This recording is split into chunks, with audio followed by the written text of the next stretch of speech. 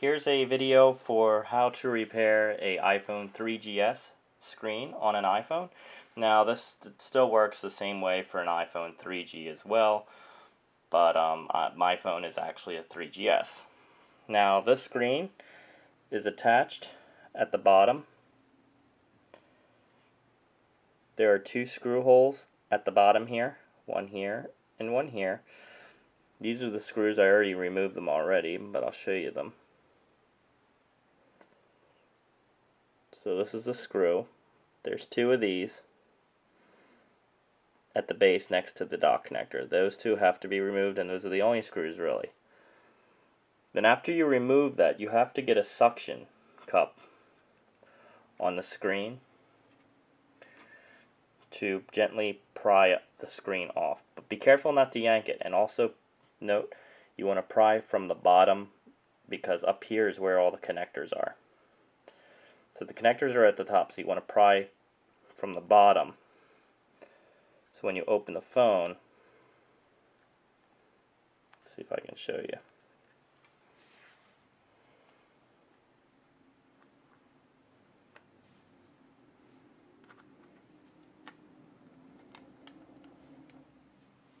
Alright.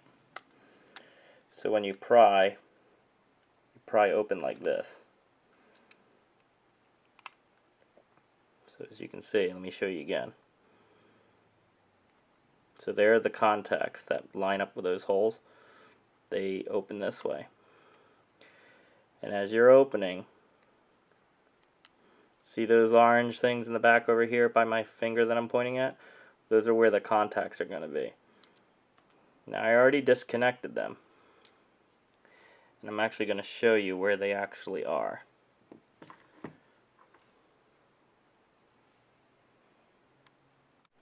Alright, so here is the phone up close at the corner where the connectors are. Right here is where the actual headphone connector is, or the power button, I'm sorry. This is where the power button and sleep-wake button is. This is the SIM tray right here.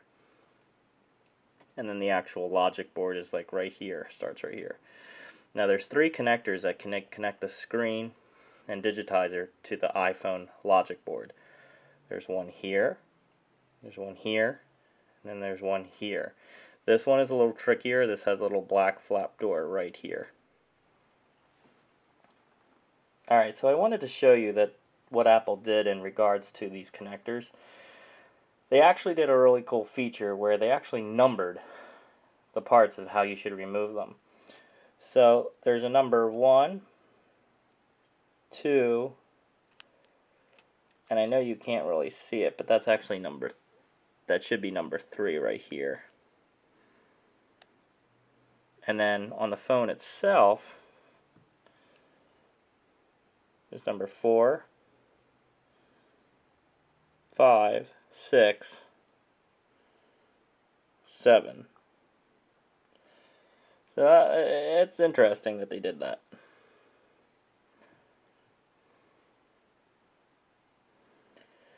So these contacts correspond. Let me bring the phone back up here. They correspond to those, and then that little black one slides in right there.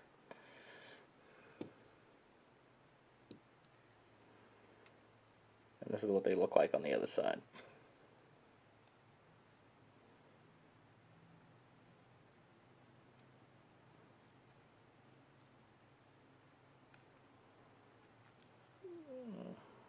There's number 3. I know I didn't show you that before. And there's number 3, hiding.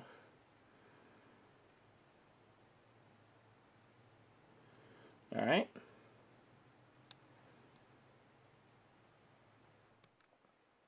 Alright, so when you actually remove the screen, you want to basically follow in this order. You want to do 1, 2, and then be very careful by lifting this flap up, 3. And then lay it down. Now you can buy this whole assembly on eBay. I forget how much it costs, but you should be able to buy this whole entire assembly, because what happens is that the glass is, I think, like glued to the digitizer. so it'd actually be very hard to replace. You want to get the whole assembly, it's much easier. Alright, so here's an alternate angle of the iPhone and the connectors. So, let's see if I can get these in the shot. So now you can understand how they connect to the corresponding connectors. So to put them back in order, you just have to basically go in the same fashion. Now be very careful with this one connector here. This connector is really, really difficult to get in.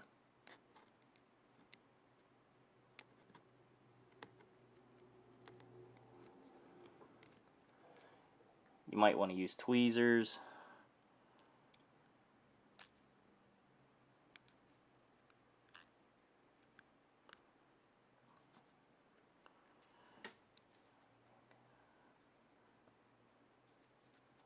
Just making sure that's the farthest it can go in. Alright. Then use a tool to gently press this flap down. As you can see, it's really loose. So gently put that down.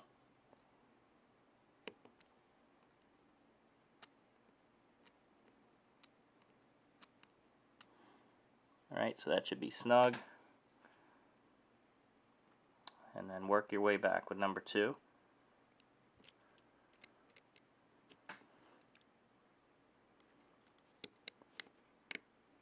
should hear a little snap when you put it in. And then number 1.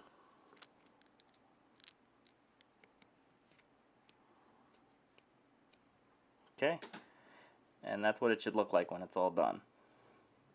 That's why you have to be very careful on yanking this out. Now, if you had to remove this here, you'd want to get a small non-metal device to just get underneath of here and here and gently tug up on it. They should release pretty easily. Alright, so to close the iPhone back up, you want to take from the top where the sensors and the earpiece is, and you want to basically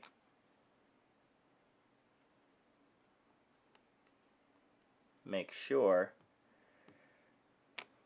these 3 tabs right here, you can actually see them in the camera angle a little.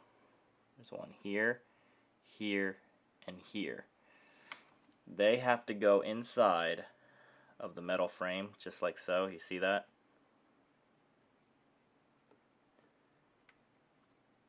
It's very important. So make sure they're seated nice and tight. Push in from the bottom into the top of this frame. Make sure it's flush. Doing so, the whole entire assembly should lay down. Then on the other side, as you're pushing down gently, these should just line in place.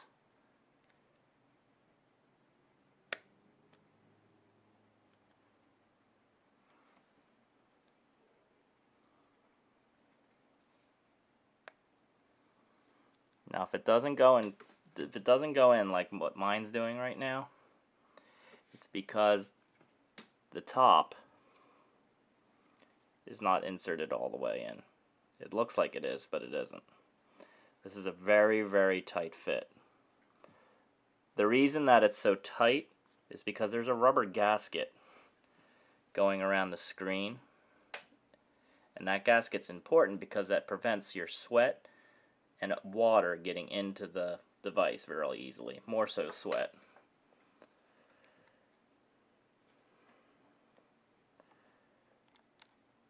So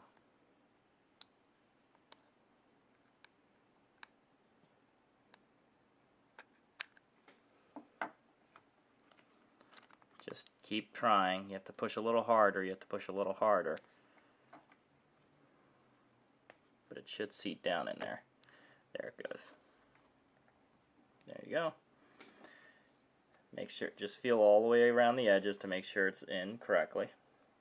Before putting the battery on, before putting the screws on, you want to do a power on test to make sure it works. So we're going to turn it on right now. Make sure it responds. Well, the good thing is that it's actually responding because the battery's dead. So, good thing is the screen works perfectly.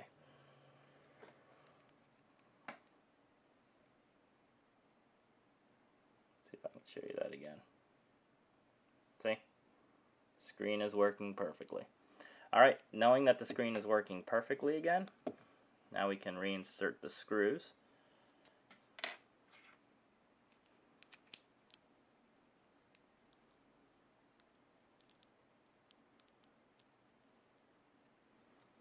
Which go right down here.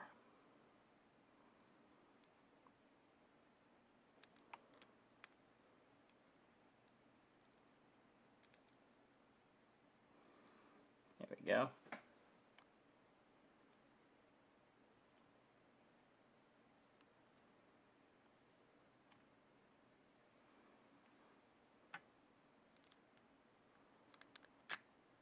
Oops. Careful you don't lose these screws.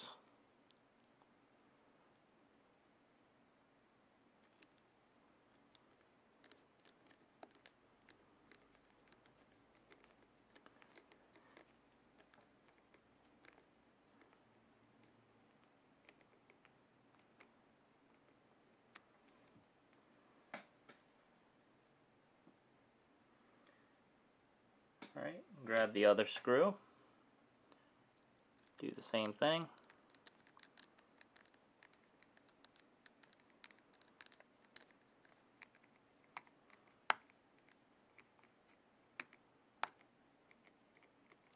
Tight. And voila.